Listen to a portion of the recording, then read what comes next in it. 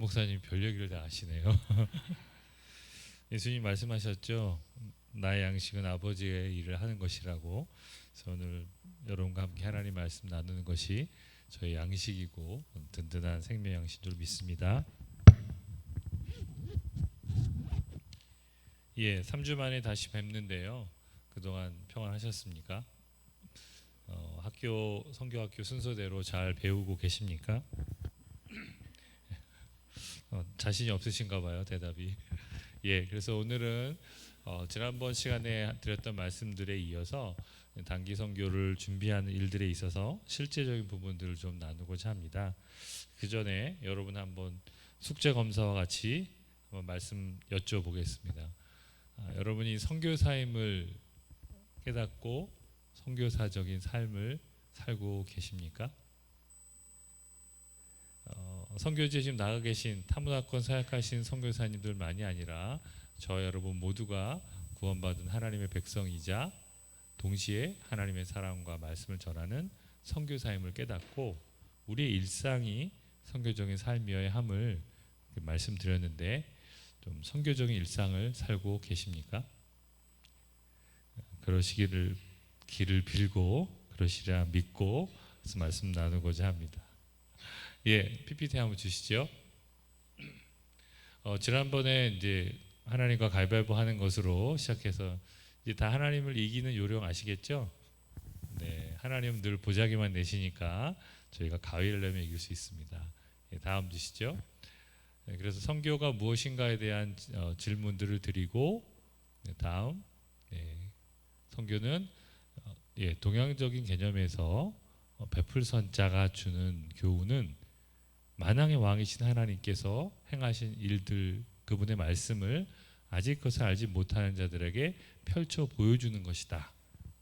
또 서양적 개념에서 미션이라는 영어는 우리에게 하나님의 보내심에 대해서 기억하게 만드는 단어였죠. 즉 선교는 내 열정과 내 헌신, 내 욕심 혹은 내가 무엇인가를 이루기 위해서 하는 과제가 아니라 하나님께서 우리를 보내실 때 그 보내심에 순종하여 나가는 것이라고 말씀드렸습니다. 그래서 그 동양적인 내용과 서양적인 형식을 합쳐보면 선교란 만왕의 왕이신 하나님의 말씀과 그분의 사역을 그것을 아직 알지 못하는 자들에게 펼쳐 보여주기 위해서 하나님의 보내심을 받아서 나가서 행하는 모든 사역과 삶이라고 정의할 수 있겠다 말씀드렸습니다. 다음 주시죠. 그래서 더 탁월한 학문적인 정의는 저 도널드 맥가브런이라는 선교사 겸 선교학자가 정리해 준 내용이고요. 다음 그래서 그것은 세 단계 혹은 세 개의 범주로 되어 있는데 첫 번째 단계가 영혼 구원으로서의 선교다. 그래서 여러분이 선교하면 먼저 떠올리시는 복음을 전해서 영혼이 구원받게 되는 사건, 이것이 선교의 중심이고 핵심이다. 이것이 없으면 아무리 선한 일이어도 선교라고 말할 수는 없다. 이런 말씀을 드렸죠. 두 번째 단계는 그렇게 해서 구원받은 영혼들이 함께 그들의 언어와 그들의 문화 속에서 그들의 삶의 현장에서 예배하는 공동체로 교회를 세우도록 돕는 것이다. 그래서 교회 개척으로서의 선교가 두 번째 단계와 범주이죠. 이것은 모든 선교사님들이 사실 여기에까지 다 이루고 있습니다. 그래서 복음을 전하고 영혼을 구원해서 그분들과 함께 교회를 이루고 제자 훈련, 그 교회의 현지인 목회자들 세우는 신학교 사역 등 다양한 역할들을 하시는데 이것이 다 첫 번째, 두 번째 단계 범주에까지 포함되는 내용입니다. 그런데 우리의 선교는 거기서 그치지 않고 세 번째 단계가 있죠. 궁극적으로 하나님 나라를 추구하는 선교입니다. 예수님께서 주님의 기도에서 가르쳐 주신 것처럼 하나님의 뜻이 하늘에서와 같이 이 땅에서도 특별히 선교지라고 불리는 그 땅에서도 온전히 이루어지도록 그 지향점을 가지고 나가는 것이 하나님의 선교 그리고 우리가 추구하는 선교의 궁극적인 목적이다. 이런 말씀드렸습니다. 그리고 그런 차원에서 선교에 대한 이해가 넓어지니까 선교가 타문화권에 있는 해외에 있는 선교사님이 어떤 특정한 사역을 하는 것이 아니고 결국 하늘의 뜻이 이 땅에서도 이루어져야 되는 것처럼 저와 여러분의 삶 모두가 선교지이고 우리가 선교사로 부름을 받았고 우리가 먹고 자고 일하고 만나고 살아간 모든 삶을 통해서 하나님 나라가 드러나야 한다는 것을 말씀드렸습니다. 그래서 선교에 대한 개념이 좀 넓어지고 깊어지는 느낌을 받으셨을 것이라 생각합니다. 다음 주세요. 그래서 선교가 왜 필요한가? 예수님의 명령인데 단순히 이거 해라, 네 알겠습니다, 그게 아니고 위임령이잖아요. 맡겨주셨다는 거예요. 그분이 하실 일을 우리들에게 맡겨주셔서 우리들이 그분처럼 일을 해야 되는데 그것은 예수님께서 제자 삼으란 명령 속에 다 담아두셨죠. 그래서 저 여러분 모두는 예수님의 제자의 후예로서, 사도의 후손으로서 모든 그리스도인들은 저 너희라는 단어 안에 들어가 있습니다. 그래서 저 너희란 단어는 원래 제자들 몇 명을 가리키는 단어였지만 2차적인 의미로는 오늘날 교회를 이루고 있는 모든 그리스도인이 저 너희라는 단어 안에 들어가 있는 것이죠. 그래서 우리에게 주신 명령입니다. 그래서 선교는 선택 사항이 아니라 필수적인 것이고 거룩한 의무라는 것입니다. 그래서 우리가 선교사이고 우리 삶이 선교라는 말씀으로 강조를 드렸던 것 같습니다. 다음 주세요.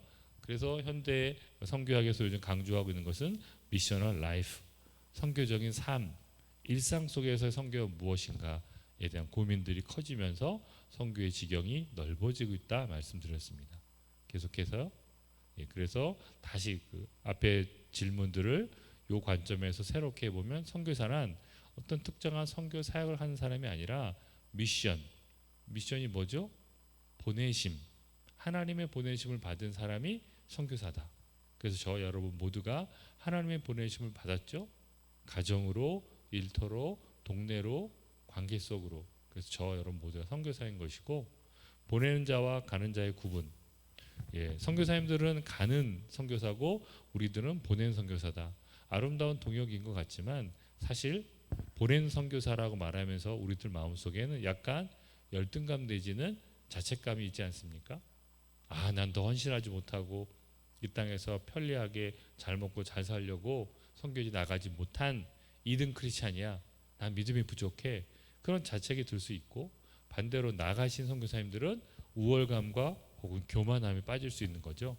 나는 헌신해서 나갔고 나는 이 땅에서 모든 걸 포기하고 아프리카로 동남아시아로 고생하러 갔으니까 당신들은 내 말을 들어야 돼. 나를 위해서 기도해 줘야 돼. 나를 위해서 후원하는 건 당연한 거야 라고 말하면서 우쭐하거나 좀 자기중심적이 될 수 있는 우려가 있죠. 그러나 제가 말씀드린 대로 선교 개념을 이해하면 보내는 자와 가는 자의 구분이 모호해집니다. 저 여러분이 모두 선교사로서 선교지로 가고 있기도 하고 또 타문화권 사역하고 있는 선교사님들을 보내기도 하는 것이겠죠. 그래서 그것에 큰 의미가 없다. 또 더 확대해서 선교지라고 불렸던 동남아시아, 아프리카, 남미만이 아니라 대한민국도 선교지다. 오늘날 우리 동네에도 외국인들이 많이 와 있잖아요. 이곳에서 우리 삶의 현장에서도 선교에 동참할 수 있다 말씀을 드렸었습니다. 그래서 그게 이제 학문적으로 말하면 글로벌 노스라고 해서 북반구가 세계 선교의 중심이고 이끌어왔다 이렇게 서양 사람들이 말했다가 요즘은 글로벌 사우스, 북반구가 아닌 남반구에 우리나라 포함하여 남쪽에 있는 이전보다 더 가난한 나라들, 더 소외된 국가들이 선교의 핵심적 역할을 맡고 있는 시대가 되었다. 이렇게 하나님께서 선교에 대한 이해와 사역들을 바꾸고 계신다라고 말씀을 드렸습니다. 다음 주시죠. 그래서 그 하나님의 선교와 우리의 신분, 하나님이 선교적인 분이시니까 하나님의 백성으로서 우리도 선교적인 존재이고 우리의 본성 가운데 하나님의 선교가 들어가 있다. 왜냐하면 하나님께서 우리를 보내셨기 때문에. 그러면서 어디까지 어떤 영혼 구원으로서만이 아니라 모든 피조 세계를 향한 하나님의 선교. 그래서 제가 이 부분에서 여러분에게 실천 사항을 하나 말씀드렸는데 기억나십니까? 저는 열심히 이렇게 분리수거한다고 말씀드렸잖아요. 피트병 쓰면 꼭 여기 비닐 라벨을 띄어서 버리고 깨끗이 버려서 찌그러뜨려 가지고 하얀색 PET병은 따로 모으는 거 아시죠? 우리 어머님들 다 아실 겁니다. 우리 아버님들 관심 없으실 텐데 따로 모읍니다. 네, 그런 일들을 열심히 합니다. 왜요? 하나님께서 저희에게 주신 소명 중에 하나가 청지기로서 하나님이 창조하신 피조 세계를 온전히 회복하는 것입니다. 지금 각종 기상 이변들이 있는 거 아시죠? 재난 수준입니다. 폭설, 때 아닌 폭염, 때 아닌 폭설, 홍수, 지진들이 뭐 어르신들이 다 말씀하세요. 이 사는 동안 이렇게 큰 걸 못 봤다고. 엊그저께도 강원도 쪽에 눈이 엄청 왔다고 하잖아요. 2월이고 곧 봄인데 그런 폭설들이 내리는 게 예사롭지 않죠. 결국 인간의 욕망이 빚어낸 죄악된 결과로 피조물, 피조 세계 전체가 고통받고 있다고 로마서에서 말씀하고 있지 않습니까? 예, 그 피조 세계의 고통, 아픔들을 경감시키고 하나님이 창조하실 때 모습처럼 아름답게 회복시키는 것이 하나님의 선교, 하나님이 우리를 보내신 일들과 사명 중에 하나라고 말씀드렸습니다.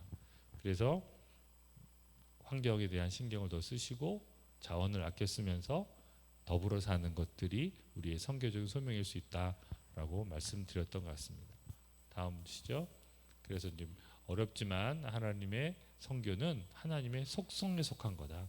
하나님의 사역, 하나님의 일, 하나님의 역사 이전에 하나님의 본성, 성부, 성자, 성령, 삼위일체 하나님이 서로를 보내시는, 이때 보낸다는 단어도 똑같은 미테레라는 라틴어가 쓰였다 그랬죠. 네, 보내심. 하나님이 서로를 보내고 계세요. 하나님이 사랑의 하나님, 은혜의 하나님, 정의의 하나님, 예, 다 맞습니다. 우리가 놓쳤던 것, 하나님은 보내시는 하나님, 선교하신 하나님이라는 사실이죠. 다음이요. 그래서 하나님의 선교는 하나님의 것이다. 하나님으로부터 출발한 것이고 하나님의 본성에 속한 것이고, 그래서 하나님의 피조물인 저 여러분 모두가 선교적인 존재이다. 선교적인 피조물이다. 이렇게 말씀을 드렸습니다. 다음 주시죠. 네, 그 이야기를 오늘 이어서 마저 하고 단기 선교의 실제적인 부분들을 다루고자 합니다. 제가 읽어드릴게요. 하나님 백성들은 하나님의 형상을 지닌 하나님의 사람들이다. 또 하나님의 성품에 참여하는 자들이다.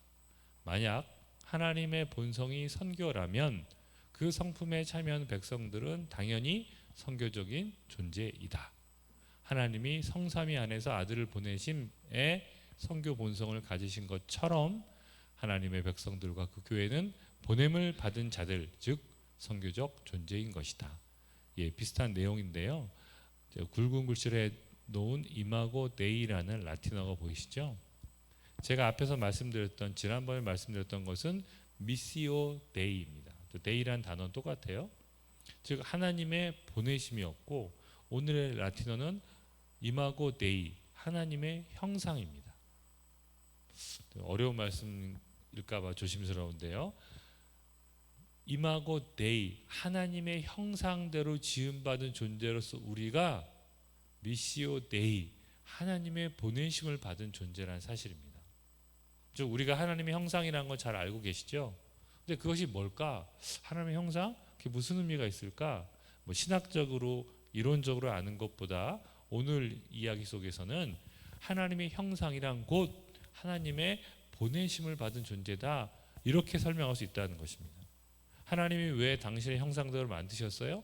당신의 본성이신 보내심을 우리 속에도 심어두셔서 하나님의 형상대로 빚음받은 모든 인간은 하나님의 보내심을 받은 존재라는 사실을 보여주고 있다는 것입니다. 그래서 여러분이 여러분의 가정과 일터와 세상 속으로, 그리고 특별히 태국을 가실 분들은 태국으로 보내심을 받은 것이죠. 그것이 이미 하나님이 여러분을 하나님의 형상대로 지으실 때부터 그 계획이 들어가 있고 그 의도가 들어가 있다고 말할 수 있다는 것이죠. 네, 다음 주시죠. 다시 말해서 하나님의 백성들은 하나님이 갖는 선교적 본성을 지니고 그것을 반영하고 드러내는 존재들이다. 하나님의 선교는 인류의 구속적 목적을 포함하여 전 우주적이며 전 생태계적인 목적을 갖는다. 따라서 모든 피조물들이 하나님의 선교의 대상들이다. 하나님의 선교는 우주적이고 영원부터 영원까지이다. 네, 하나님의 백성들은 하나님의 선교를 반영하고 드러내는 존재입니다. 하나님의 형상대로 지음 받았다는 게 뭘까요? 하나님이 어떤 분이신지를 세상에 드러내라는 소명이거든요. 그래서 저와 여러분은 하나님의 선교적 본성, 보내시는 본성을 드러내야 됩니다. 그 얘기는 우리가 선교를 갖고 있거나 우리가 선교를 창조해낼 수 있다는 말이 아니라 우리는 거울처럼 빛을 비춰낼 뿐이라는 것입니다. 선교의 근원은 하나님이시고요. 그분이 행하시는 선교를 우리의 삶을 통해서 반영하고 비추어내고 드러내는 것이 저와 여러분의 존재 목적이라는 것입니다. 더욱 충격적인 사실은 그저 인류의 구속적 목적, 즉 인간의 영혼을 구원하는 것을 넘어서서 모든 피조물이 회복되는 것, 전 생태계적이다 못해 전 우주적인 목적을 갖는다는 것입니다. 그래서 나중에 저와 여러분이 화성이나 명왕성에 가서 선교해야 될지도 몰라요. 그곳에 있는 피조물들에게 하나님 선교를 말하면서 토성, 금성에 가서 하나님은 살아계십니다. 토성이여 하나님을 예배할지어다 선포하는 시대가 될 수도 있어요. 하나님 지으신 우주 전체가 온전한 회복에 이르도록 하는 것이 하나님의 선교의 범위예요. 여러분, 이 정도로 전 생태계적, 전 우주적 이런 단어를 생각해 보시면 평소에 저와 여러분이 생각했던 선교가 너무 작고 초라하지 않습니까? 우리가 기존에 생각했던 선교는 그저 타문화권, 우리와 언어와 문화가 다른 외국에 가서 예수님 믿으세요, 배고프니까 빵 주고 옷 주고 그러면서 교회를 데리고 와서 함께 예배합시다. 그 일을 폄하할 마음은 전혀 없는데요, 그 범위가 너무 작고 초라했던 것 같아요. 저 이야기에 비추어 보면 그렇지 않습니까? 하나님은 생태계 전체를, 하나님이 피조하신 만들어주신 세계 전체를, 더 나아가서 이 우주가 온전히 회복되기를 원하시는데 우리는 너무 디테일하게, 너무 작게, 너무 초라하게 생각하고 있던 것은 아닌지 하는 반성이 저는 되었습니다. 그래서 저 글이 도전적으로 다가왔던 것이죠. 여러분의 생각대의 지평을 넓히셔서 하나님의 우주적인 선교에 동참하는 마음으로 이번 태국팀을 준비하시면 좋지 않을까 싶습니다. 다음 주세요. 본격적으로 두 번째 단락이 동남아에서 이루어졌던 선교에 대한 이야기들인데, 먼저 예로 들어서 말씀드리고 싶은 얘기가 껑빼따이 교회예요. 이름이 희한하죠? 태국 북부 치앙마이 산속에 사는 카렌족의 한 교회입니다. 근데 이 교회는 지금 보시는 이거 잘 안 보이네요. 하여튼 이 험한 산속에, 숲속에 있는 교회입니다. 약 20여 년 전에, 그 멋진 교회 말고 산속 사진 보여주세요. 저런 산골 오지 동네인데요, 20여 년 전에 미국의 여자 선교사님 한 분이 홀로 그 마을에 들어가서 선교를 하셨어요. 5년 이상 복음을 전하고 사람들과 친해지려고 아무리 노력을 했는데 성공했을까요? 못했어요. 저기는 저 같은 사람이 들어가도 신기해서 쳐다보는 동네예요. 외국 사람 만나본 적이 없으니까. 그런데 미국에서 온 하얀 피부의 서양 여자 선교사가 혼자 사는 것도 어려웠지만 말을 배우고 관계를 맺고 아무리 잘해주어도 아무도 예수를 믿지 않았어요. 5년 이상 사역했는데 단 한 명도 예수를 믿지 않았어요. 그래서 어쩔 수 없이 이 선교사님은 선교본부와 얘기해서 철수했어요. 여기서는 사역이 안 됩니다 하고, 선교사님도 선교본부도 합의를 해서 여기는 어렵습니다 하고 포기하고 나왔어요. 그런데 그러고 나서 얼마 있은 다음부터 그 선교사님이 뿌렸던 씨앗들이 열매를 맺기 시작하는데 1명, 2명 예수를 믿기 시작하는 거예요. 죄송해요, 한 가지 빼먹었어요. 5년 동안 사역했는데 왜 열매가 없었냐면 그 중에 하나가, 큰 원인이 그 동네에 무당이 있었어요. 이 무당이 이 선교사를 핍박했어요. 이 선교사가 있는 한 우리 마을은 잘 못 될 거다 막 저주하고 그러면서 사람들이 교회 가는 것을 다 방해했죠. 5년 동안 아무리 열매를 맺지 못했어요. 선교사님 철수했고. 그런데 선교사님이 없는데도 마을에 흉작이 들기도 하고 마을에 재난이 일어나기도 하는 거죠. 그래서 사람들이 의구심을 가졌어요. 무당의 말이 사실이 아닌 것 같다. 그러면서 그때 선교사가 잘해줬던 걸 기억하는 한 사람, 두 사람이 예수를 믿기 시작했어요. 그래서 예수 믿는 가정들이 좀 생겨서 그분들이 교회를 이루기 시작했어요. 그러자 무당은 자신의 권위가 떨어진 것을 알고 그 교회를 핍박했어요. 그러다가 또 마을에 흉년이 들고 어려운 일이 생겼을 때 교회 때문이다. 저 교회가 마을을 망치고 있다 말하면서 저 교인을 내쫓아야 된다라고 마을 사람들 선동하기 시작했어요. 그래서 이 10여 가정이 모였던 작은 교회는 너무 억울하고 답답하니까 그 동네에 있는 공무원을 찾아갔어요. 그래서 그 공무원에게 중재를 요청한 거예요. 이런 상황인데 우리를 도와주세요. 공무원이 와서 딱 들어보니까 무당의 그 말도 마을 주민들이 신뢰하기 때문에 무시할 수는 없고, 그렇지만 이 사람들 쫓아내는 것도 어려우니까 세 가지 중재안을 냈어요. 첫 번째, 너희들이 무당의 말대로 이 마을을 떠나서 이 산 있죠? 산 넘어 뒷동네에 가서 살아라. 마을을 떠나라. 두 번째 조건, 아니면 무당이 요구한 대로 마을에 제사를 지낼 소를 너희 10가정이 사와라. 그 되게 가난한 동네인데 소 한 마리를 살 돈이 어디 있어요. 두 번째 안이 그거예요. 그러니까 이제 세 번째 안은 알아서 타협을 해라. 근데 이제 어쩔 수 없이 이분들이 울며 겨자 먹기로 무당이 요구했던 소 한 마리를 사오기로 했어요. 그래서 아마 어렵게 돈을 모아서 무당에게 소를 갖다가 줬어요. 그리고 소를 잡아서 굿을 하기로 했는데 무당이 죽어버렸어요. 이유를 모르고. 그러니까 사람들이 깜짝 놀라서 이게 어찌된 일이랴. 그래서 이제 무당은 죽고 굿을 못하니까 마을 사람들이 이제 깨달은 거죠. 아, 저 무당이 가짜였구나. 그 선교사가 진짜였고 이 교인들이 진짜였구나. 이렇게 되면서 이 소를 사왔는데 소를 잡아서 굿을 할 무당이 없잖아요. 그래서 교인들이 어떻게 하면 좋을까 했더니 동네 사람들은 니네가 알아서 해라. 그래서 이 소 한 마리를 팔아가지고 그것을 지은 예배당이 이 예배당인 거예요. 물론 저 예배당을 그분들의 손으로 다 지을 수는 없어서 선교사님이 후원을 좀 해주셨어요.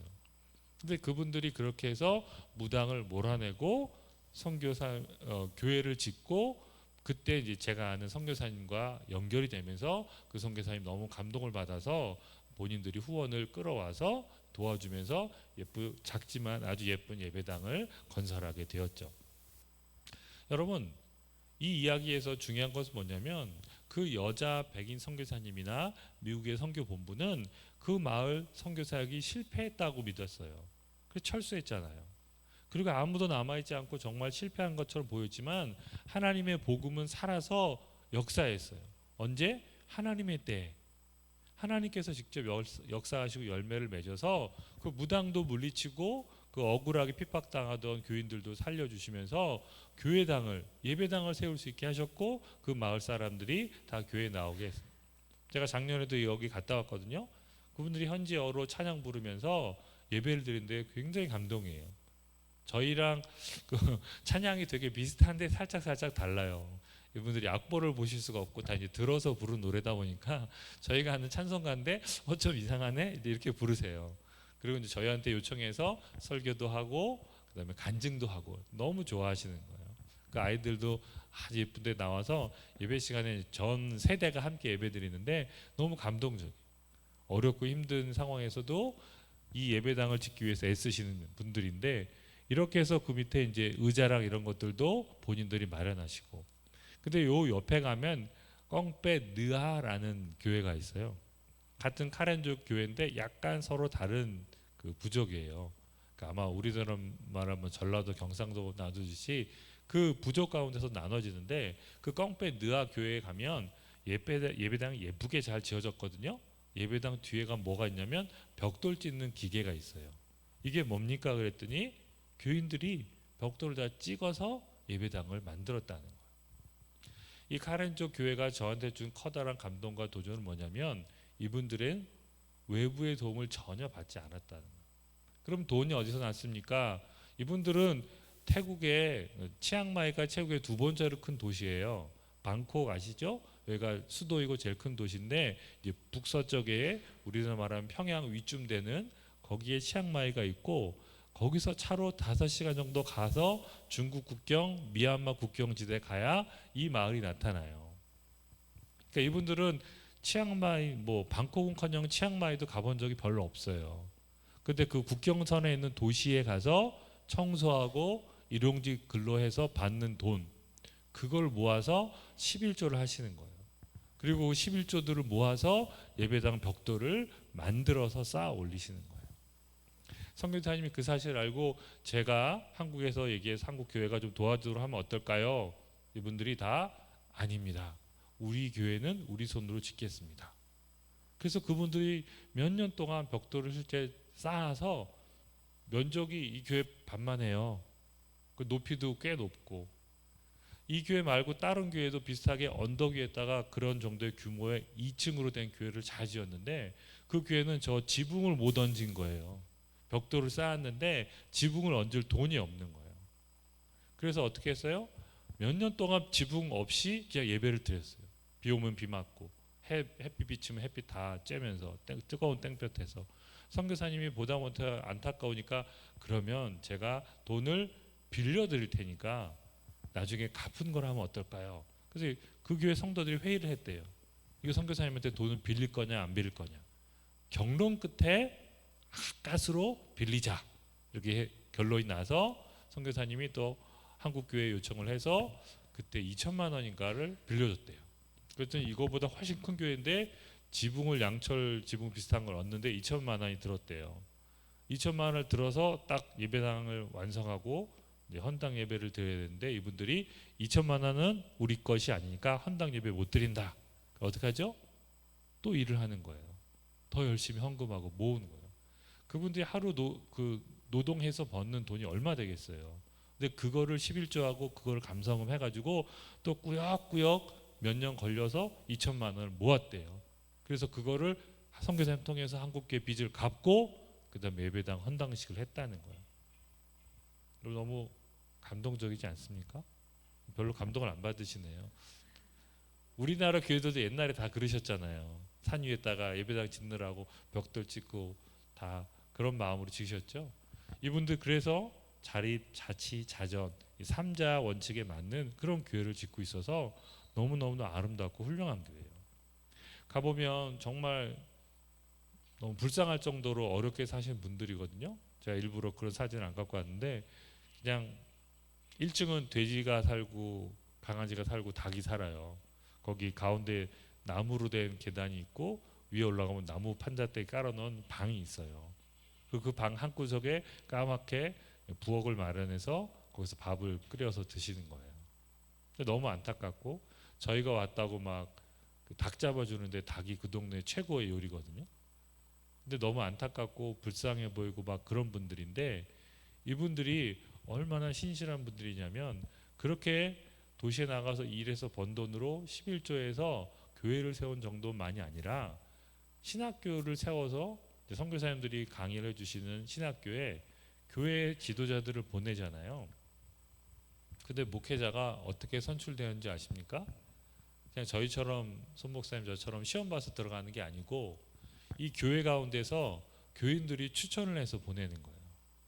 아, 이 집사님 보니까 믿음이 너무 좋고 이 집사님이 교회를 섬기는 모습이 너무 귀하고 이분이 수년 동안 교회를 헌신을 볼 때 이분이 우리 교회 목회자로 세워져야 합니다.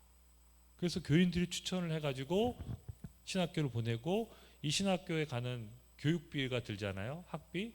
그걸 또 교인들이 삼서모 십시일반 모아서 보내주는 거예요. 그래서 그런 분들이 모여서 카렌족의 신학교가 있어요. 근데 그분들은 정말 신실해요. 그분들을 뵈면 저는 제가 목사가 아닌 것 같고 부끄러울 정도로 정말 하나님에 대한 철저한 신앙을 갖고 있고 매우 헌신적이면서 공동체가 자신을 세웠다는 사실을 영광스럽게 여기면서도 아주 겸손하게 신학을 공부하시고 목회를 하고 계세요. 그분들은 외부의 도움을 전혀 받지 않아요. 또 카렌족은 전 세계에서 국가가 없는 민족으로 두 번째 큰 규모를 자랑하거든요. 그래서 유엔이나 여러 국제기구를 통해서 카렌족들은 스웨덴이나 캐나다나 서구에 잘 사는 나라들로 이민을 가신 분들이 많이 있었어요. 근데 그 중에 일부 한국에도 와 있거든요. 그 중에 일부는 그 좋고 편한 시설을 포기하고 다시 카렌족 마을로 돌아왔다는 거예요. 왜 그런가 하면 자기한테 맞지 않는 옷이라는 거예요. 너무 부유하고 너무 화려하지만 이 공동체성은 없고 무엇보다 서양 교회들이 많이 약화되면서 신앙을 지키기가 어렵다는 거예요. 그래서 토론토, 스웨덴의 유명한 도시 북유럽 얼마나 잘 사는지 아시죠? 그런 화려하고 편리한 시설을 다 포기하고 거기 대학 다니다가 말고 젊은 청년들이 다시 이 마을로 찾아와요. 여기서 나는 믿음의 삶을 사는 것이 더 좋고 우리 형제들, 우리 마을 사람들, 우리 민족과 함께 신앙생활하는 것이 더 아름답고 귀하다 해서 그 미국의 스웨덴의 유명 대학을 다니던 카렌족들이 다시 돌아온 일들이 있다고 합니다. 그리고 그 중에 청년들이 또 신학교에 가서 선교를 헌신하는 일들이 일어나고 있습니다. 저는 이야기를 보고 들으면서 선교가 무엇인가를 다시 생각했어요. 저희가 이 지역을 방문할 때 어떤 마음을 가졌냐면 가난하고 못 살고 복음이 없으니까 우리가 전해줘야지. 우리가 물건도 나눠주고 우리가 돈도 막 나눠줘야지. 저런 지역에 가면서 충격적인 것은 하나님께서 이미 일을 하고 계시다는 사실을 뒤늦게 배우는 거예요. 하나님이 이미 하나님의 역사를 하셨고 아까 말씀드렸던 그 선교사님을 통해서 복음의 씨를 뿌렸고 인간은 실패했다고 믿고 선교단체는 포기하고 돌아갔지만 하나님은 예수님의 씨앗 뿌리는 비유처럼 농부는 그 씨가 어떻게 자라는지 알지 못하지만 30배, 60배, 100배를 결실하는 것처럼 놀라운 때에 놀라운 방법으로 역사하셔서 교회를 세우시고 하나님의 나라를 이루어가고 계신 것이었어요. 유명한 CCM의 가사처럼 복음을 전하러 왔는데 내가 나눠주러 왔는데 이곳에서 계신 하나님을 만났습니다. 오히려 선교대에서 배우고 하나님 나라가 무엇인지를 배우고 신앙이 뭘까에 대해서 배우는 시간들을 가졌다는 것이 저의 15년 동안의 동남아 사역의 솔직한 고백입니다. 다음 주세요. 두 번째는 그 밑에 리수족이라고 해서 중국에도 있고 태국에도 있는 그 소수 부족인데 그 중에 어린이 센터를 운영하시는 쌈 전도사님 부부의 이야기예요. 저 옆 사진 잘 안 보이시는데 저는 약간 퉁퉁해 보이는 이 남자분 이 옆에 있는 같은 분인데요. 이분은 쌈 선교사님 전도사님인데 이제 이분도 그 마을에 어렸을 때부터 자라던 소년이었어요. 근데 이 마을은 어떤 마을이냐면 첫 번째 귀신 마을이에요. 반피라고 불리는 귀신 집이 마을 입구에 서 있어요. 그 조그맣게 우리가 뭐 선앙당이라 그럴까요? 이렇게 집 모양으로 지푸라기 얹어서 여기는 귀신이 사는 집이야. 그리고 우리 집에 오지 마. 이런 뜻인 거죠. 마을 입구에. 그리고 귀신이 다스리는 마을이고 무당이 엄청 센 마을이에요. 그 무당이 이 귀신이 누구한테 간다 어떤다 얘기를 해주면 사람들은 다 겁을 먹는. 그리고 이 지역도 그 마약 재배를 많이 하던 지역이라서 마약과 관련된 동네였어요.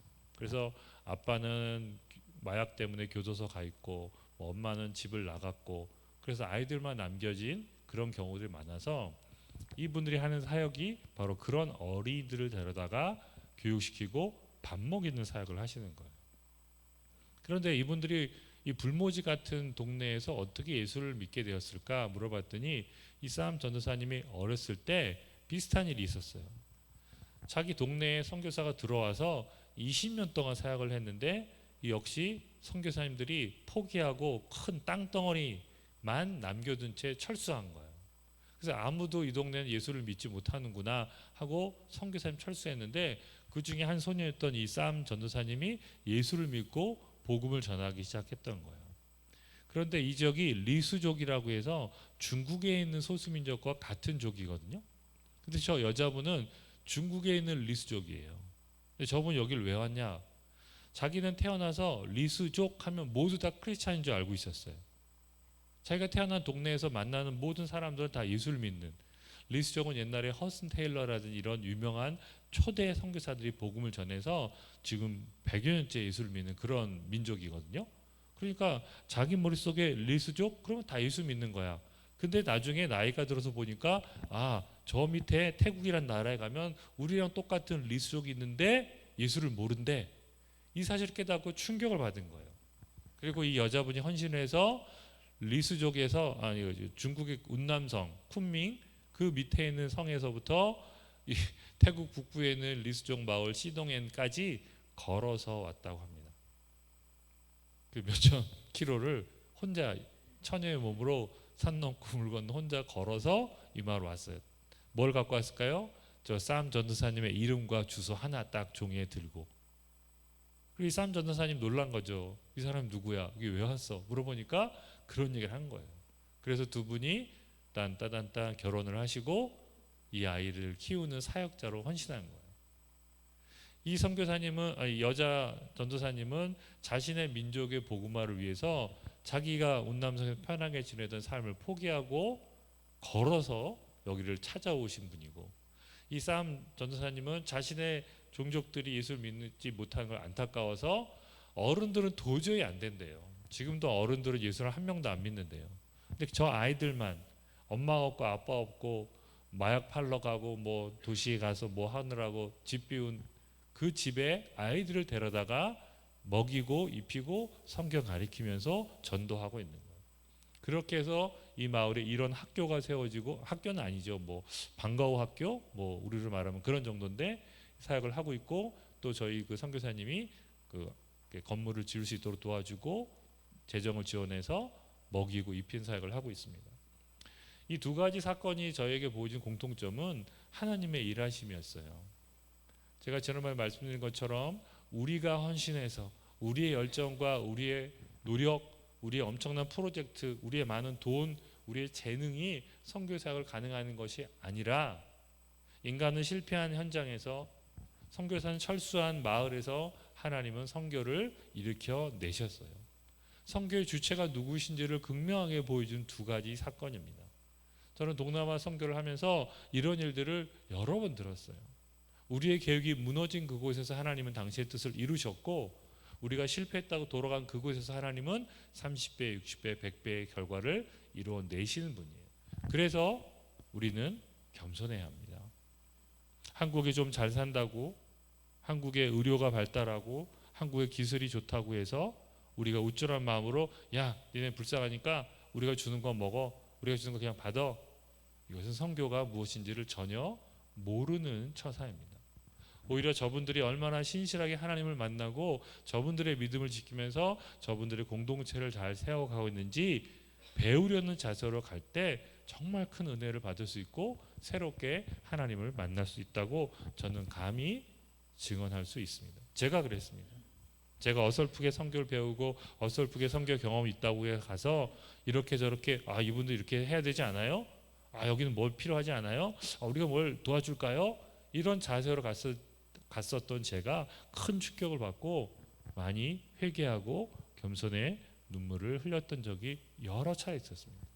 사랑하는 성도 여러분, 선교의 주체는 누구십니까? 하나님이십니다. 왜 하나님의 보내시는 하나님이란 사실을 계속 강조합니까? 선교의 주체가 하나님이시기 때문입니다. 선교의 중심이 하나님이시고 선교를 완성하신 분도 하나님이시고 선교를 시작해 하신 분도 하나님이십니다. 저희는 청지기로서 그 놀라운 하나님의 선교 드라마에 일정한 역할을 맡았을 뿐이에요. 잠시 등장하는, 뭐 저는 엑스트라 1번, 우리 손 목사님 엑스트라 2번, 이런 식으로 작은 역할들을 맡았을 뿐이에요. 그런데 마치 우리 교회가 하나님의 선교의 모든 걸 하는 것처럼 교만한 마음이 들거나 우쭐된 마음을 갖는다면 참으로 안타까운 현실인데, 오늘날 그런 일들이 여전히 일어나는 것 같습니다. 우리는 겸손하고 가난한 마음으로 하나님의 선교를 배우겠다, 하나님이 행하신 놀라운 일을 보고 듣고 경험하겠다, 이런 학생의 마음, 배우려는 자세를 견지하는 것이 제일 중요하다고 감히 저는 말씀드리고 싶습니다. 그런 마음으로 여러분들이 이제 단기팀을 준비하실 텐데요. 다음 주세요. 단기 선교 사역은 여러 가지 목적이 있습니다. 이름도 정탐이다, 훈련이다, 사역을 지원한다, 우리가 사역을 한다, 구호, 방문, 무슨 교육. 근데 이런 또 장기적으로 선교사가 되실 분들이 그 자기 스스로를 테스트하는 과정이 될 수도 있죠. 다만 여러 가지 목적이 있는데 저는 호칭에 대해서, 이름에 대해서 좀 문제 제기를 하고 싶어서 이 슬라이드를 준비했는데요. 단기 선교라고 말하는 것은 자칫 오랫동안 사역하고 계신 선교사님들의 수고를 좀 깎아내리는 우려가 있습니다. 저희가 가게 되면 뭐 길어야 일주일에서 열흘, 2주 정도잖아요. 원래 선교학계에서 단기 선교라고 하면 최소 2, 3년의 기간을 말합니다. 그 이상이 넘어갈 때 장기 사역이라고 하거든요. 그런데 우리가 일주일, 2주를 갔다 오면서 단기 선교라고 말하는 것은 그분들을 부끄럽게 하는 일이 될 수 있다고 저는 생각해서, 저는 학생들에게 우리가 하는 것은 단기 선교가 아니야. 우리가 단기 선교 사역하는 거 아니야. 그럼 뭐죠? 단기 선교 여행. 응? 그럼 놀러 가는 거 아니에요? 우리 여행하는 거라는 거예요? 네, 맞습니다. 중고등학교 때 여러분 수학여행 다녀오셨죠? 선교적인 여행은 수학여행과 같은 개념입니다. 앞에 말씀드린 것처럼 하나님께서 선교지에서 어떻게 하나님 나라를 이루어 가시는지 보고 듣고 배우고 경험하기 위해서 가는 것이 단기 선교 여행입니다. 그래서 학생들에게 저는 비전 트립이라고 가르칩니다. 하나님이 너에게 주시는 비전, 하나님 나라의 비전을 보고 배울 수 있는 시간이 이번 여행의 중요한 목적이야. 가서 너 사역한다고 까불지 마. 우리가 많은 거 가져다 준다고 우쭐대지 마. 한국이 더 잘 산다고 여기 지저분하고 가난해. 간사님 이거 어떻게 먹어요? 막 여자애들 난리치거든요. 손으로 집어먹으면서 야, 저 사람들 미개하게 손으로 먹네. 그런 판단을 하지 말라는 것이죠. 왜 저분들은 손으로 음식을 먹을까를 궁금해하고 배우는 자세로 겸손하게 물어보라는 거죠. 왜 여기는 바닥이 이렇게 더러운 데서 살까? 좀 전에도 손 목사님과 잠깐 나누었는데, 제가 방문했던 인도네시아 발리에서 비행기로 1시간 들어가는 숨바라는 섬이 있었어요. 그 섬은 여러분 TV 프로그램 중에 옛날에 정글의 법칙 이런 거 보셨나요? 딱 그 수준입니다. 전기도 없고 물도 없고 도로도 없어요. 대중교통이 없어요. 공항에 내렸는데 우리가 목적지까지 어떻게 타고 갑니까? 그랬더니 갑자기 60 트럭, 군용 트럭이 나타났어요. 그 트럭 바퀴가 이만하잖아요. 그 바퀴 밟고 올라가야지 나무로 된 의자에 앉을 수가 있어요. 뭐 자매들 학생들 다 밑에서 엉덩이 밀어주고 위에서 끌어주고 해서 겨우 타고 올라가는 거예요. 상상이 되십니까? 인도네시아가 그렇게 가난한 나라가 아닌데 숨바는 그렇게 열악한 동네였어요. 그런 동네에 가서 우리가 얼마나 우쭐대기 쉬워요. 여기는 도로도 없네, 전기도 안 들어와, 수도도 안 들어와. 그래서 학생들이 물을 먹을 때 조심하라고 교육을 했어요. 여기 수도 시설이 없잖아요. 생수 없어요. 저희가 시내에서 요 정도 크기에 대한 조그만 물병 한 팩, 두 팩 이렇게 해서 세트로 사가지고 들어갔거든요. 근데 우리나라 돈으로 그거 하나는 500원도 안 해요. 근데 우리는 어때요? 먹다가 좀 남으면 그냥 버리잖아요. 제가 절대 못하게 했어요. 그리고 아침에 일어나면 세수를 어떻게 하죠? 물티슈로 합니다. 여러분 물티슈의 은혜를 아십니까? 선교제 가면 물티슈가 얼마나 고마운지 모릅니다. 물티슈 하나로 세수 다 하고 겨드랑이 닦고 손 닦고 다 할 수 있습니다. 그리고 그걸 절대 사람들 앞에 볼 때 버리지 마라. 근데 물티슈로 양치질을 못 하잖아요. 어떻게 하라 했어요? 양치는 집 뒤에 가서 아무도 안 보이는 데서 너 혼자 오물오물해서 버리고 절대 사람들 앞에서 그 생수로 양치하는 거 보여주지 마라. 그분들은 그 500원도 안 하는 그 양 한 통에 물이 없는 분들이잖아요. 저희도 실제로 교회 바닥에 그냥 그 얇은 침낭 하나 깔고 잤어요. 밤에는 원치 않게 하늘에 별이 다 보여요. 아무런 불빛이 없으니까 별이 쏟아져요. 그런 동네에 갔는데 저희가 여기는 왜 이렇게 살까요? 저희가 잤던 집이 처음 잤던 집이 어떤 집이었냐면 되게 넓고 그 마루가 되게 잘 돼 있고 전기는 그 일부러 그 백열전구 하나를 만들어 주셨는데 원래 전기가 없는 거예요. 그 공간 되게 넓고 야, 뭐 여기 마루 좋은데 여기는 왜 늘 비워놓지? 나중에 알고 봤더니 거기가 그 마을의 시체 안치소였어요. 사람이 죽으면 거기다 갖다 놓고 장사 지낼 때까지 준비하는 거였는데 저희는 아무것도 모르다서 이제 널찍하고 좋다 이러고 거기서 예배드리고 자고. 그러니까 왜 비워놨지? 물어봐야 되잖아요. 또 저희가 거기서 그 마을에 왕족의 한 분이 계셨는데 그분이 저희가 왔다고 쌀밥과 그 닭고기를 주셨어요. 동남아에서 닭고기는 최고의 요리입니다. 근데 저희는 이제 먹다가 여러분 아시잖아요. 치킨 먹을 때 이렇게 막 오돌뼈나 이런 거 남으면 안 먹고 버리잖아요. 요즘 젊은 아이들은 그냥 살점만 몇 번 떼어 먹고 버리잖아요. 이제 맨날 저희 아이들도 뭐라고 하는데 저희 학생들도 이렇게 먹고서 남은 거를 개가 지나가니까 휙 던져줬어요. 선교사님들 혼났잖아요. 여기 계신 분들은 손님들이 먹고 난 다음에 그 음식을 먹는 거래요. 어르신들 옛날에 우리도 좀 그러지 않았어요? 잔치상 베풀면 그렇게 하잖아요. 저희는 아무 생각 없이 그냥 집에서 치킨 먹듯이 한 입 두 입 베어 먹고 강아지 귀엽다 하고 던져주는 거. 현지인 분들도 못 먹는 닭고기를 강아지가 먹고 있어요. 그분들의 마음이 얼마나 불편했을까요?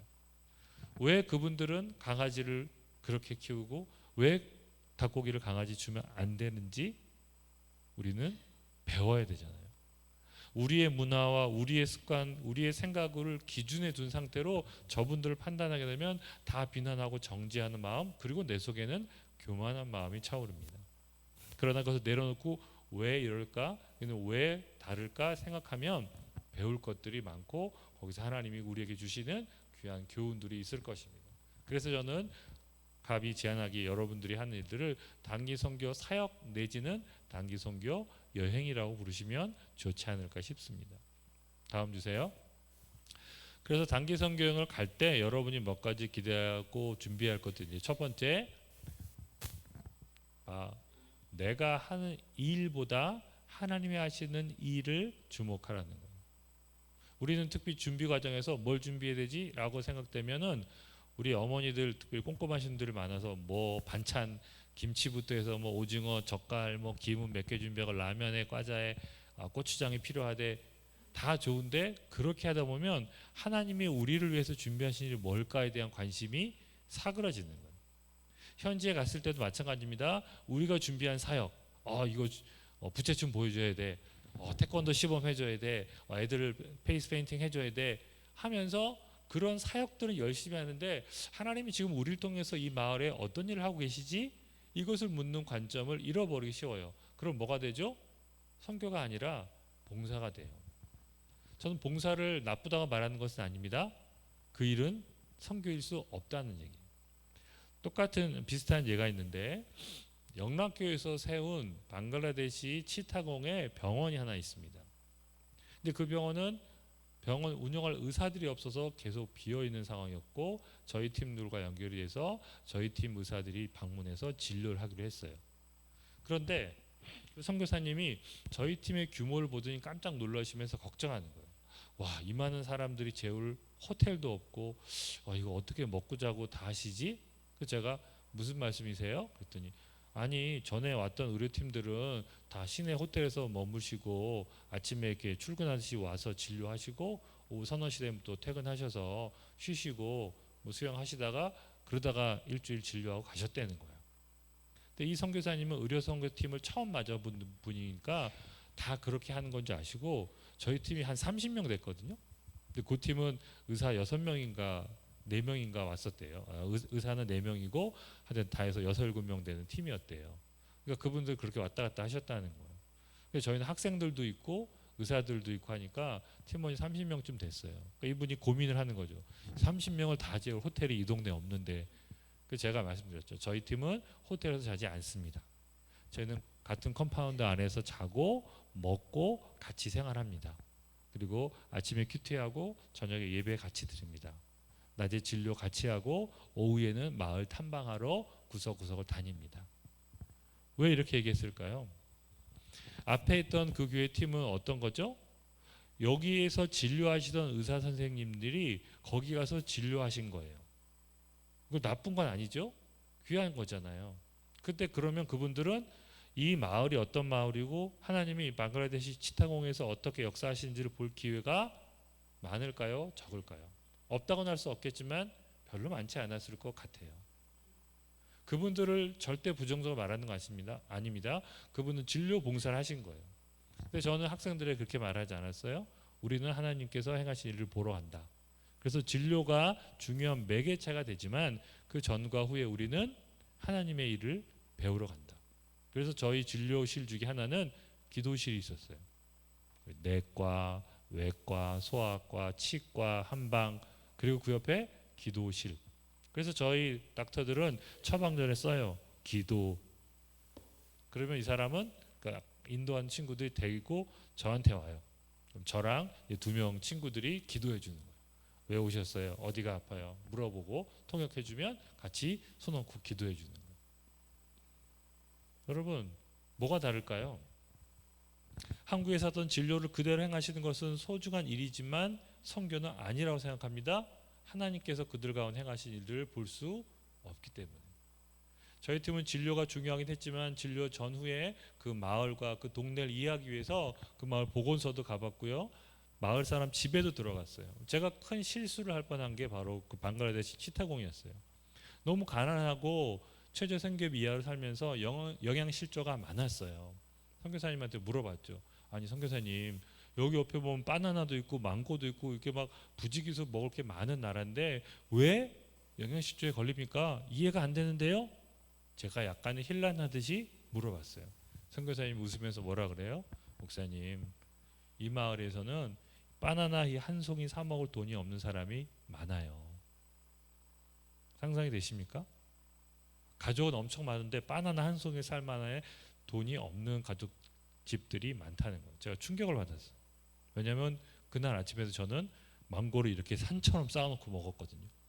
제가 망고 알러지가 있는지도 모르고 전 망고를 열심히 먹어서 두두두두두 망고 알러지가 생겼어요. 그러니까 그분들은 그 망고나 바나나를 거기서도 얼마 비싸지 않거든요. 근데 그분들은 그걸 먹을 돈이 없다는 거예요. 그래서 저는 그걸 모르고 제 생각으로 뭐 이거 여기 싼데 바나나 한 송이 얼마에, 이런 마음으로 물어본 거예요. 여러분, 무엇이 다를까요? 하나님이 그곳에서 우리에게 보여주신 것들을 볼 수 있는 그 자세와 접근법이 달랐던 거예요. 그래서 우리가 하는 일, 우리가 해야 되는 일, 사역이 아니라 하나님이 거기서 뭘 보여주시고 뭘 가르치시려 하시든지 그것을 보고 들으려는 눈과 귀가 필요하다. 두 번째, 당연하지만 기도하면서 사역하고 수시로 복음을 전할 기회를 누려라. 여러분, 이 얘기도 앞에와 연결되는데 너무 프로젝트가 많고 일을 말하다 보면 기도할 틈을 놓쳐요. 언어와 문화가 다르고 우리랑 공간이 다르기 때문에 여기서도 쉽게 하는 일을 거기서 잘 안 되거든요. 그러면 늘 마음은 분주해져요. 이거 왜 안 되지? 이렇게 되는데 이거 뭐가 없어? 뭐 가위도 없네. 뭐 풀도 없네. 이렇게 되거든요. 그럼 우리 마음이 자꾸 중심을 빼앗겨서 하나님께 기도하면서 내가 여기를 왜 왔는지를 묻고 하나님의 부르침에 응답하는 태도가 없으면 자꾸만 마음이 분주해져요. 그리고 서로 예민해서 싸우고 트러블 생겨요. 실제로 선교팀 중에 많이 싸웁니다. 여러분 혹시 다투시더라도 이상하게 여기지 마세요. 다른 팀들도 다 그렇구나 생각하시면 돼요. 바울과 바나바도 싸웠잖아요. 엄청 크게 싸워서 헤어졌어요. 또 복음을 전할 기회를 찾으셔야 합니다. 정색하고 전도지 들고 복음 전하는 건 어려울 수 있지만 현지들과 자연스럽게 만나다 보면 한마디 두마디라도 말할 수 있습니다.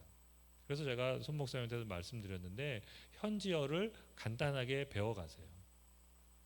태국어로 인사한 말이 뭐죠? 사와디캅. 여자분들은 사와디캅. 남자는 캅이고 크랍이고요.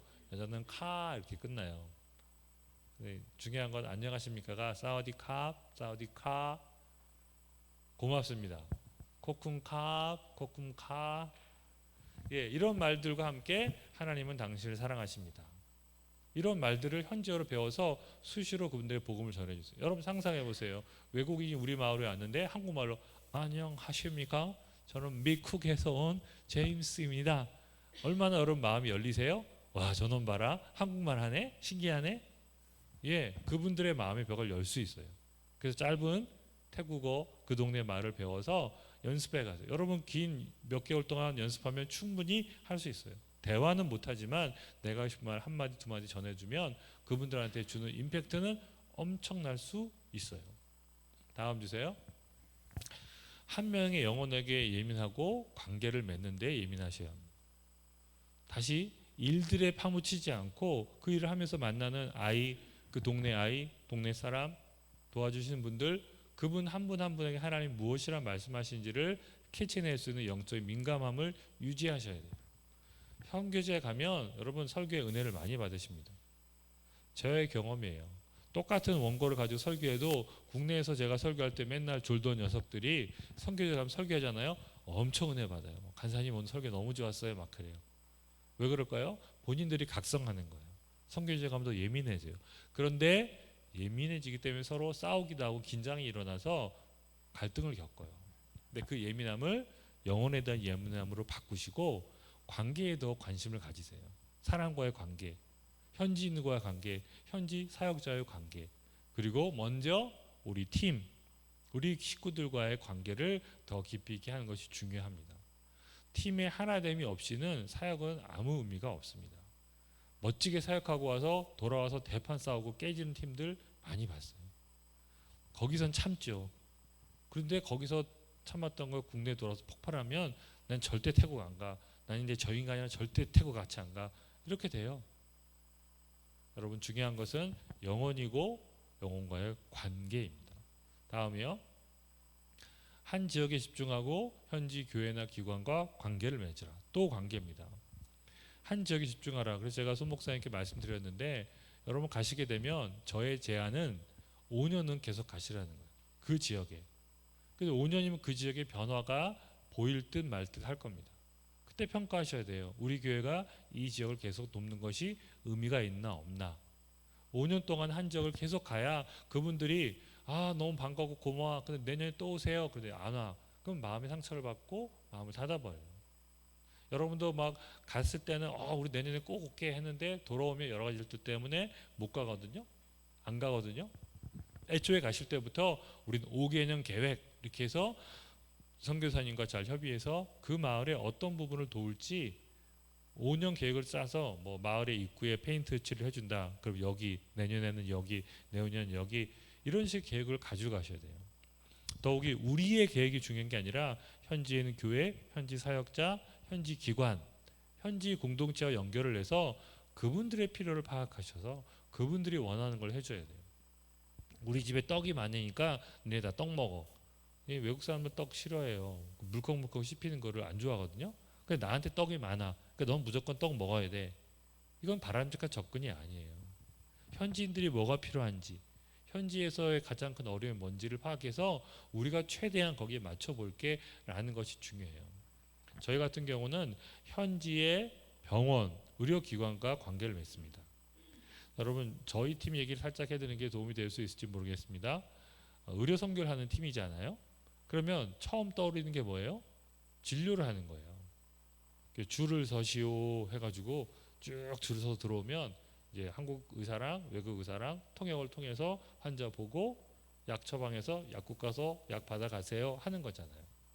근데 그렇게 진료를 많이 하게 되면 어떻게 되죠? 우리는 500명 진료했어, 600명 진료했어 뿌듯한 마음이 들어요. 한국 약이 좋으니까 사람들이 막 줄 많이 서는구나. 역시 좋은 건 다 알아. 그런 마음이 들어요. 인도에서 실제로 있던 일입니다. 그렇게 일주일 동안 진료 사역을 하고 한국을 돌아갔어요. 그러면 그 일주일 지난 다음 주 월요일 날 그 동네에 뭐가 생긴 줄 아십니까? 암시장이 열려요. 뭐를 팔아요? 약을 팔아요. 왜 그분들이 2번, 3번 줄 서서 계속 약 받는지 아시겠어요? 첫 번째 한국 약이 좋기 때문이에요. 맞아요. 그 동네 약이 부실하니까. 한국에서 온 약이 정말 효과가 좋거든요. 중국 약보다 훨씬 좋고.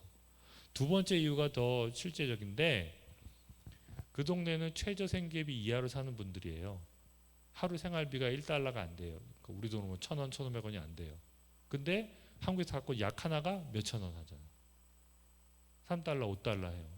이 약 연고 하나면 가족의 하루의 생계비가 나와요. 그러니까 이분들은 가족이 많기 때문에 줄을 서서 남편 거, 아들 거, 둘째 아들 거, 셋째 아들 거 계속 약 주세요, 약 주세요 해서 그럼 제가 이 지역도 다른 지역도 마찬가지예요. 약, 파스나 비타민, 영양제 하나라도 안 주면 집에 안 가요. 뭐든 내놓으라고 계속 붙들고 있어요. 근데 그 이유가 뭐냐면 한국에서 온 걸 받고 싶기도 하지만 특별히 인도 같은 경우는 팔아서 생계비를 마련하시는. 자, 이런 상태에서 우리는 일주일 동안 진료 많이 했어. 좋아. 우리는 훌륭한 팀이야. 우리는 너무 뿌듯해. 한국에 돌아와서 보고할 때 좋죠. 500명 진료했어요. 사진 보여주면서 줄 서 있는 거 보세요. 나는 좋은 일 하고 나는 마음이 뿌듯해. 근데 그 마을은 어떨까요? 우리가 똑같을까요? 더더욱이 제가 아는 형제가 실제로 겪은 일인데 네팔의 산속에 들어가서 거기서 이제 메디컬 캠프 진료 사역을 하고 온 거예요. 첫날 저처럼 이렇게 손에 상처가 나는 사람이 와가지고 이게 안 낫는데요. 그래서 보니까 후시딘 같은 연고 하나 좀 나을 것 같아요. 연고를 주고 잘 바르고 3일 뒤에 와라. 내가 3일 뒤에 출발하기 전에 한 번 더 보자. 그러니까 이 친구는 이제 자기가 책임지려는 마음으로 3일 뒤까지 확인해 보고 싶었던 거죠. 3일 뒤에 그 환자가 왔어요. 그래서 약은 잘 발랐어? 어떻게 해요? 손 좀 보여주세요. 딱 봤는데 그대로 있는 거예요. 약은 다 먹었대. 뭐라고요? 약을 다 짜먹은 거야. 이제 네팔 사람들이지만 통역을 거쳐서 보통 그런 산속에서는 표준 네팔어가 안 통하거든요. 이중 통역을 해야 돼요. 심지어 삼중 통역도 해요. 표준 한국말 하는 사람이 네팔한테 하면 네팔 사람이 그 동네 말을 해줘야 돼요. 통역을 2명 세운다고. 그다음에 산속이니까 약을 먹는다는 개념만 있지 바른다는 개념이 없던 것 같아요. 이 친구가 충격을 받았는데 이런 일들이 일어나요. 근데 우리는 우리조차고 해서 약 주고 왔어. 한국에 좋은 약 비타민 이거 몇만 원짜리야 비싼 건데 주고 왔어. 근데 그분 어떻게 할까요? 발라야 되는 거 먹고 있어요. 누가 책임질 거예요? 여러분 관계를 맺고 그래서 저희 팀들이 했던 거 뭐냐면 그 지역의 병원과 의사들을 만나는 거였어요. 저희는 일주일 만에 한국으로 돌아오지만 그 의사들은 한국의 의사들이 보기에 너무 수준 낮고 뭐 어쩌고 별볼 없어 보이지만 그래도 그분들이 그 동네 의료를 책임지는 분들이잖아요. 이분들한테 의학적인 기술을 가르쳐주고 약을 주고 이분들이 성장하도록 돕는 것이 그 마을 전체의 보건의료 수준을 높이는 일이었던 거예요. 그래서 저희는 몽골에 가서도 그렇고 한 병원과 관계를 맺어서 그 병원에 있는 의사들을 위해서 갈 때마다 원포인트 레슨, 골프할 때 원포인트 레슨 아시죠? 틀린 거 딱 그 하나만 고쳐주는 거. 그런 식으로 그분들이 원하는 한 과목을 가르쳐줘요. 뭐 내시경 보는 법, 뭐 소아과 청진하는 법 해서 실제적인 것들을 저희 이제 대학 교수급 되는 선생님들이 준비해서 가르쳐주고. 그렇게 하니까 이 의사들이 처음에는 야 한국에서 온 놈들 뭐 얼마나 잘하겠어? 이런 마음으로 콧대 높고 배타적으로 마음을 안 열었던 분이 딱 한번 같이 진료하고 나면 마음을 확 열고 여러분 그 다음에 가시잖아요. 환자 1번이 누굴까요? 본인이나 본인 가족들이 맨 앞에 서 있어요. 일반 환자들은 저 뒤에 가 있고 다 병원 의사들과 직원들 그 가족들이 다 서 있어요. 왜요? 의료적인 차이가 나는 걸 본인들이 잘 알잖아요. 그래서 그 지역을 2번, 3번 방문하면서 그 의사들이 우리한테 배우고 실제로 몽골에 있던 의사는 한국에 와서 수원에 있는 아주대병원에서 3달 동안 연수를 받고 돌아갔어요.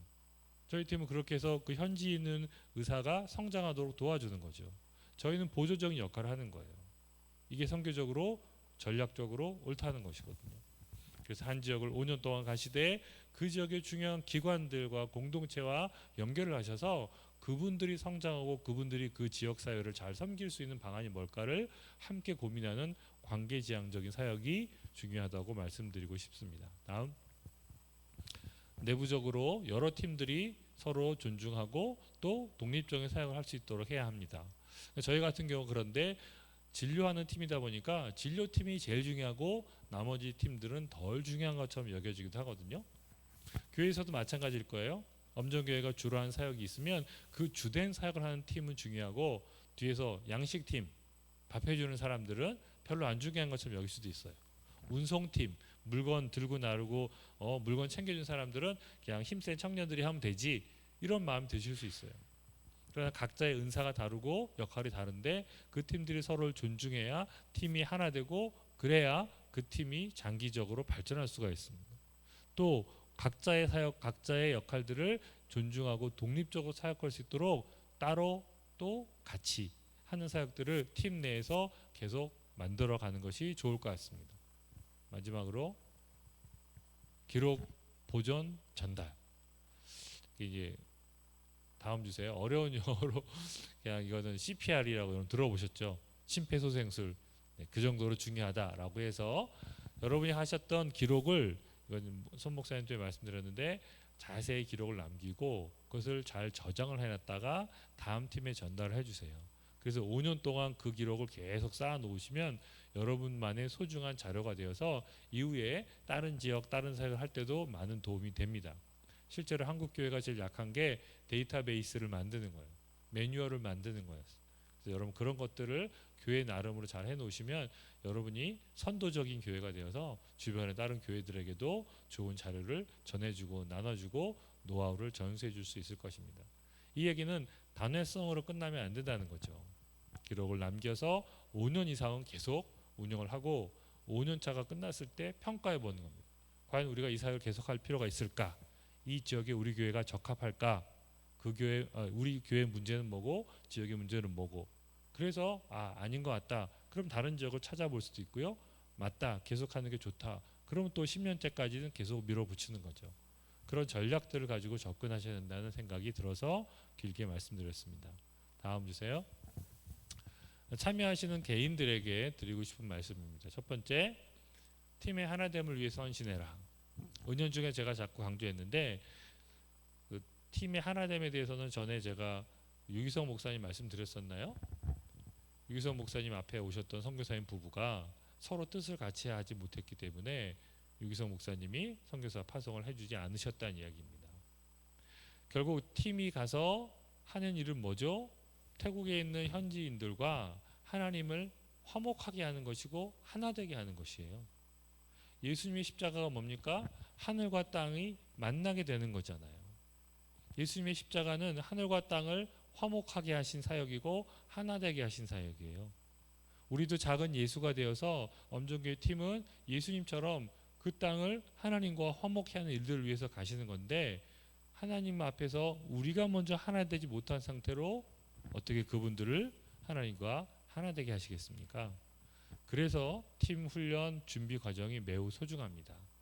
그때 각자의 개성과 주장들을 내려놓고 서로가 서로에게 맞추고 마음을 열고 하나 되는 노력들을 하지 않는다면 사역은 멋지게 잘할 수 있습니다만 건강한 선교팀이라고 말할 수는 없을 것 같습니다.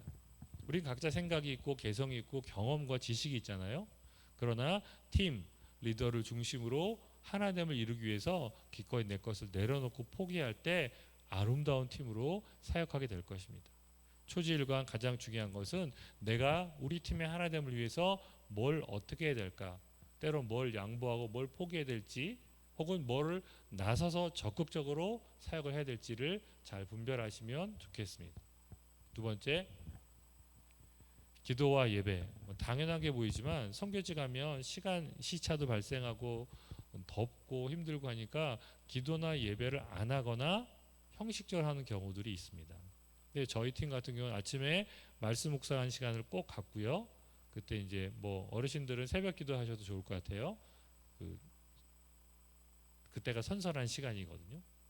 제일 좋아요. 그래서 기도하시고 사역을 시작하고 그다음 저녁에 마치면 힘들어 집에 가서 이제 방에 가서 뻗고 자야지. 저녁 식사하고 들어오셔서 같이 예배드리고 예배 후에 오늘 주셨던 이야기들을 나누면서 소그룹으로 두세 명이 앉아서 하나님 오늘 주신 은혜들을 나누는 시간들. 그러니까 이렇게 하시라고 말씀드리기가 좀 체력적으로 힘드실 수도 있는데 이렇게 해서 예배와 기도가 중심이 되어야 그 팀이 끝까지 은혜롭게 사역할 수 있다고 생각됩니다. 다음, 우월감과 교만함. 아까 말씀드렸던 한국이 너무 잘 살다 보니까 외국에 나가면 알게 모르게 저희가 판단하게 되거든요. 여러분 국뽕이란 말 아십니까? 젊은 애들이 쓰는 말, 우리나라가 최고야 이런 마음이 들어서 외국에 나가면 우리보다 못 산 나라들을 좀 안 좋게 평가하는 생각이 듭니다. 이놈들은 뭐 교육을 덜 받아서 그래. 이놈들은 뭐가. 이 어르신들이 가끔 이렇게 말씀하시는 거 들어볼 때가 있는데 그들만의 역사와 그들만의 문제가 있고 그들만의 또 노하우가 있을 것입니다. 그분들이 물어온다면 우리가 얘기해 줄 수 있지만 그렇지 않은 상태로서는 문화적 우월주의에 빠져서 뭐 문화적으로 틀린 것은 없고 문화적으로 다른 것만 있는 거거든요. 그러니까 다르다는 것을 인식하시면 되는데 자칫 교만과 자기 중심성에 빠지기 쉽고 그것은 신앙적으로 매우 큰 악한 요소가 됩니다. 선교라는 귀한 하나님의 일에 참여하면서 우리가 교만해지거나 자기 중심성이 강화된다면 전혀 하나님 기뻐하신 일이 아닐 것 같습니다. 다음이요. 현지 사역자의 안내와 지시를 잘 따르셔야 합니다. 이것은 나이가 드신 분도 아닌 분도 마찬가지입니다. 여러분 현지에 가면 여러분은 어린아이가 되시는 거예요. 자, 현지에 가셨어요? 현지 언어 하실 줄 아십니까? 동네 아세요? 차 탈 수 있어요? 물건 사실 수 있어요? 선교사에게 요구하게 되고 현지인도 요구하게 되는데 좀 민감한 문제인데 현지에 계신 선교사님이나 현지 목사님들은 그래도 여러분들이 존중하고 물어보고 부탁도 하시는데 그분들을 도와주는 현지인들이 있어요. 현지 교회 집사님, 뭐 현지 교회 청년들은 나이도 어리고 뭐 조금 이렇게 만만해 보이다 보니까 말이나 행동을 함부로 하시는 분들이 있어요. 정말 부끄럽다고 생각합니다. 여러분의 신앙과 인격이 그런 데서 드러나거든요. 여러분보다 훨씬 어리고 좀 속칭 별 볼일 없어 보이는 사람들에게도 정중하게 대하시고 그분들이 얘기하는 것들을 잘 들어주셔야 합니다. 왜냐하면 우리 동네에서는 내가 왕이지만 이 엄정면에서 여러분이 다 꽉 잡고 계시지만 태국에 가시면 다 모르시잖아요. 근데 그것은 매우 중요한 신앙적 훈련이 된다고 저는 학생들에게 가르칩니다. 자, 인카네이션, 성육신을 생각해 보세요. 하나님이신 그분이 이 땅에 내려오셨어요. 근데 뭐로 오셨죠? 갓난아기로 오셨어요. 하나님이 그분이 뭐가 아쉬워서 왕으로 오셔서 야, 다 내 말대로 해 하지 않으시고 말도 못해요. 걸어다니지 못해요. 마리아가 젖주지 않으면 먹을 수도 없어요. 그렇게 갓난아기로부터 자기의 삶을 시작하신 예수님께서 우리의 선생이고 주님이시고 사역의 모델이세요. 여러분이 선교직 하는 순간 예수님의 인카네이션을 짧게 경험하는 것입니다. 조심스럽게 선교사님과 현지인들의 안내와 도움을 받으면서 그곳에서 사역하셔야 돼요. 이 사실만 잘 기억해도 앞에 말씀드린 교만과 우월함을 빠지지 않을 수 있습니다. 내가 배우러 왔다. 현지인들의 말을 존중하고 이분들과 함께 동역을 하자. 왜냐하면 목사님들도 그렇지만 우리 장로님들 나이 드신 어르신들이 가가지고 천지 젊은 목사님들이나 선교사님들을 너무 친근하게 하시다 나머지 너무 말 실수를 하시는 경우들을 자주 봤어요. 근데 그런 것들은 현지 사역자들은 그래도 이해하는데 이제 현지에 계신 그 현지 분들, 태국인 사역자들, 태국인 교회 분들 이런 분들은 큰 상처를 받거나 그럴 수도 있거든요. 또 무엇보다 그것이 신앙적으로나 선교적으로 옳지 않기 때문에 현지인 사역자를 존중하고 그분들의 말과 지시를 잘 따르시는 순종의 훈련을 한다 이런 마음으로 참여하시면 좋을 것 같습니다. 다음이요. 아까도 말씀드렸지만 우리가 갖고 있는 것 줄게가 아니라 현재 뭐가 필요할까를 파악하고 거기에 최대한 맞추는 것이 중요합니다. 현지의 필요와 상관없이 현지에서는 옷이 필요한데 우리는 라면이 많다고 라면을 다 갖다 주는 거예요. 현지에서는 라면이 필요한데 우리 교회에 옷을 많이 모을 수 있어라고 옷만 갖다 주는 거예요. 그분들의 필요를 생각하지 않으면 이미 출발점부터 틀린 겁니다. 내 것을 하기 위해서 가는 게 아니라 그분들의 필요를 돕기 위해서 하는 것이기 때문에 철저하게 현지 중심으로 그래서 준비하는 기간을 오래 갖고 현지랑 오랫동안 자주 깊이 있게 소통을 하셔야 합니다. 그래서 현지의 필요가 뭐고 우리가 어디까지 맞춰줄 수 있겠다. 그렇다고 현지에서 원하는 걸 다 해주겠다. 그렇게 공수표를 남발하실 필요는 없습니다. 현지 필요가 이건데 우리 교회에서는 요거 준비할 수 있겠어요. 이렇게 말씀하시면 됩니다. 물자도 그렇지만 사역도 마찬가지입니다. 여러분들에게 태권도 사역 해주세요 이렇게 요청하면 하실 수 있겠어요? 손 목사님 이제 이거 되나요? 군대 갔자 언제 오래돼서 이제 안 될 텐데요. 예, 그러니까 우리 교회에서 할 수 있는 것을 하면 되는데 현재의 필요가 우선이라는 말씀인 것. 다음이요. 지역의 전문성을 갖도록 하자는 말씀인데 이를 위해서 5년 이상 계속 가를 말씀드렸고 이제 손 목사님하고 얘기했는데 좋은 팀장을 세우셔서 그분이 장기적으로 사역에 헌신하셔야 돼요. 그래서 혼자 하시지 말고 부팀장, 총무 이런 분들과 함께 팀워크를 이루어서 계속 태국을 위해서 기도하고 태국의 소식을 전달해 받고 또 전달해 주시고 그러면서 현지와 소통하면서 태국의 전문가가 되셔야 돼요. 그 태국에 대한 이해가 깊어지고 태국을 알아가면 알아갈수록 사역하는 것이 훨씬 부드러워질 수 있습니다. 그래서 여러분 중에 이 사역에 헌신하셔서 내가 최소한 5년 동안은 팀장으로 뭐 섬기겠다. 3년 동안은 내가 계속 가겠다. 이런 분들이 나오시면 참 좋을 것 같아요. 그래서 태국과 태국의 언어, 문화, 역사 이런 것들도 알고 그래서 그것을 배워서 태국 사람들한테 좀 나누면서 팀원들을 하나로 만들어가는 목사님 혼자서 하기엔 참 어려운 일이거든요. 좋은 동역자로서 팀장들 세워주시면 그분들과 함께 기도하는 공동체가 되어서 우선적인 소통 창구로서 태국 현지랑 교회를 연결하는 역할을 해주시면 좋고, 그분들이 지속적으로 최소 2, 3년 이상은 이렇게 가시면서 계속 해주시고, 또 이후에 좋은 리더십에게 인수인계하면서 이 일들이 지속될 수 있도록 하는 것이 바람직하다라고 생각이 듭니다. 네, 다음 없죠? 예, 마지막 기도와 재정의 후원자를 세우라 말씀드립니다. 저희 같은 경우 학생들한테 기도 편지를 조그맣게 만들어요. 엽서 형태로. 그래서 태국이 어떤 나라고 간단하게 저희가 한 사역은 언제부터 언제까지 어느 지역에서 어떻게 사역합니다. 팀원도 누구 얼굴도 써 있고, 그리고 밑에 계좌번호를 넣어요. 그래서 팀 계좌, 개인 계좌. 그리고 학생들이기 때문에 너희들이 교회나 친구들, 가족들한테 가서 후원을 받아와라. 훈련을 시킵니다. 단 후원하는 사람이 학생이면 5,000원, 직장인이면 10,000원만 받아라. 제한을 두죠. 이것은 어떤 의미가 있냐? 첫 번째, 선교 사역을 혼자 하는 것이 아니라는 것을 가르쳐 주는 것입니다.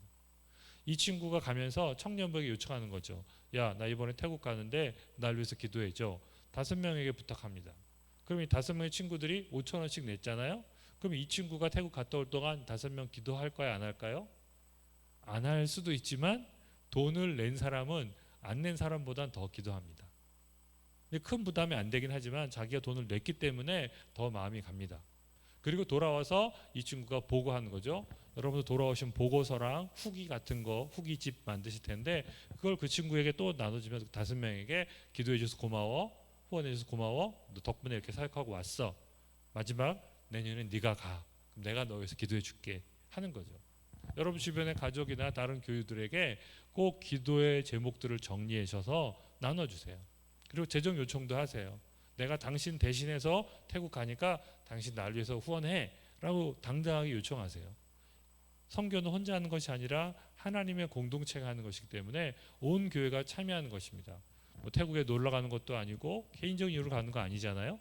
당당하게 요청하세요. 오늘 우리 교회에서, 이번에 우리 교회에서 태국에 선교 사역 가는데 이러이러한 일들을 하고 이러이러한 재정이 필요해. 당신 기도하면서 이런 부분에 재정 헌신을 해주세요. 그 대신 여러분도 그 재정의 한도를 설정하셔서 한 사람이 뭐 100만 원씩 내라 이렇게 하면 부담스러워서 아무도 안 해요. 부담 없이 해서 10,000원, 20,000원 이렇게만 내라. 돈이 목적이 아니거든요.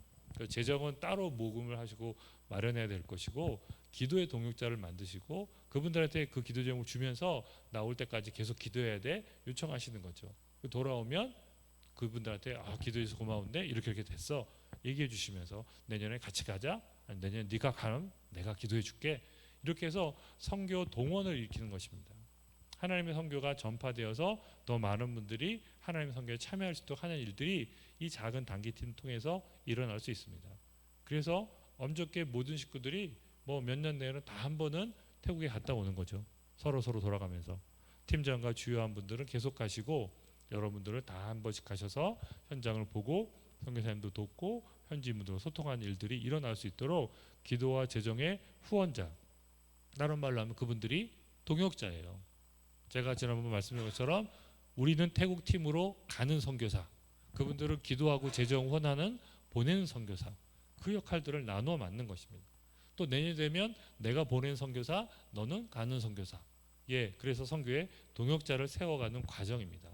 이것이 혼자서 선교한다는 교만과 우월감, 자기중심성을 배제하는 소중한 방책이 될 수 있고요. 선교에 관심 없던 분들을 불러 일으켜 세우는 선교 동원의 소중한 역할이 될 수 있습니다. 그래서 그냥 이게 한 부서의 일이나 청년들 몇 명이 열심히 하는 그런 그들만의 일이 아니라 온 교회가 같이 기도하고 재정 후원하고 참여하는 그런 선교 운동이 될 수 있도록, 그것이 바람직한 앞에서 말씀드렸던 일상 속에서의 선교, 선교적인 삶이라는 주제에 더 부합한 방향성이라 생각됩니다.